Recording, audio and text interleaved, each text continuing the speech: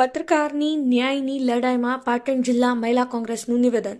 પાટણ જિલ્લા પત્રકાર એકતા પરિષદ દ્વારા તાજેતરમાં જિલ્લા કલેક્ટરને આવેદનપત્ર આપી રોષ વ્યક્ત કર્યો હતો.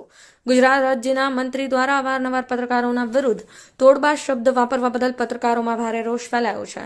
33 જિલ્લામાં આવેદનપત્ર પત્રકાર એકતા પરિષદના સંગઠન દ્વારા મુખ્યમંત્રીને રજૂઆત કરી છે. ત્યારે પાટણ જિલ્લા મહિલા કોંગ્રેસ સમિતિના પ્રમુખ જયાબેન ઠાકોરે પોતાની પ્રતિક્રિયા આપી હતી.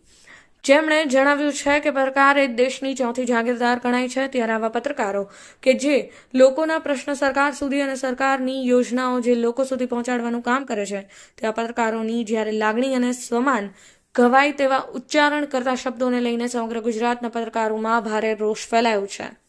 ત્યારે મંત્રી દ્વારા કરાયેલા અપશબ્દો પાછા ખેંચવા જોઈએ તેવું જણાવ્યું છે. ગુજરાત રાજ્ય પત્રકાર એકતા પરિષદ દ્વારા સમગ્ર ગુજરાતમાં તમામ જિલ્લામાં એક સાથે આવેદનપત્ર અપાયું હતું, આક્રોશ વ્યક્ત કર્યો છે.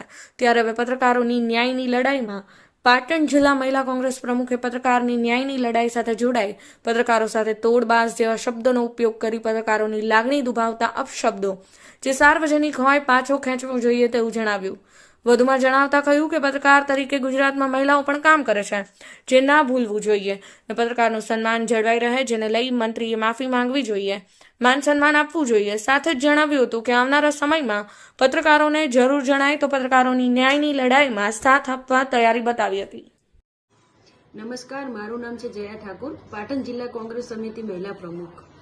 આજે મીડિયાના માધ્યમથી આપ સૌને જણાવવા માંગુ છું કે ગુજરાતની અંદર અત્યારે જે દેશની ચોથી જાગીરી તરીકે ઓળખાતી પત્રકાર મીડિયા જે છે એનું સરકારના ગૃહપ્રધાન દ્વારા જે અપમાન કરવામાં આવ્યું છે, અપશબ્દ જે બોલવામાં આવે છે, જેને અમે સખત શબ્દોમાં વખોડીએ છીએ કે આજ સુધી જે પત્રકારો છે તેમને આપ સૌની જે તમે યોજનાઓ જે લાવો છો ખાલી માત્ર કાગળ પૂરતી, છતાં એ લોકો નિષ્પક્ષ રીતે અને ખૂબ સારી રીતે છેક છેવાડાના માનવી સુધી પહોંચાડે છે, કોઈ પણ લોભ લાલચ વગર.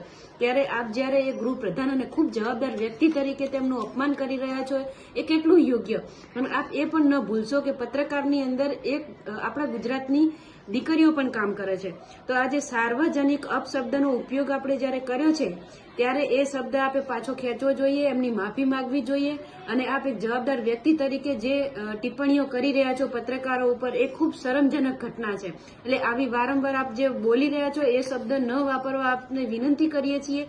સાથે આજે પાટણની અંદર ગુજરાત પત્રકાર પરિષદ દ્વારા આવેદનપત્રક આપવામાં આવ્યું છે. સાથે આખા 33 જિલ્લામાં જે 10,000 પત્રકારો ગુજરાત પરિષદની અંદર કામ કરી રહ્યા છે એ તમામે જે એમના ન્યાય, હક અને અધિકાર માટે જે આવેદન આપ્યું છે તો એમની કોઈ મોટી માગણી નથી, માત્ર માન સન્માન માગે છે.